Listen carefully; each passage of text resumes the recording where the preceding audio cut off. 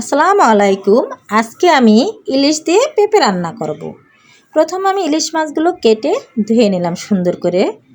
তারপর আমি পেঁপে এবং একটু পরিমাণ আলু কেটে নিলাম। এবার আমি পেঁয়াজ কুচি, ঝাল কুচি, হলুদের গুঁড়া, মরিচের গুঁড়া দিয়ে দিলাম কড়াইতে এবং পরিমাণ মতো লবণ দিয়ে দিলাম।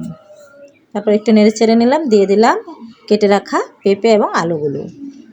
তারপর আমি ভালোভাবে মিক্সড করে নিলাম। একটু আমি কষিয়ে নিলাম পানি অ্যাড করে। এবার ঢেকে দিলাম, একটু উঠিয়ে আবার নেড়ে চেড়ে দিলাম। এবার একটু পরে আমি একটু ঝোলের পানি অ্যাড করে দিলাম কষানোর পরে। এবার মাছগুলো আমি ছেড়ে দিলাম। এবার আবার একটু ঢেকে দিলাম।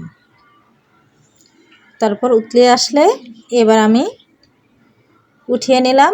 হয়ে গেল আমার পেঁপে ইলিশ রান্না করা। খুবই একটা সুস্বাদু খাবার। সবাই আমাকে লাইক, শেয়ার, কমেন্ট এবং ফলো দিয়ে যাবেন।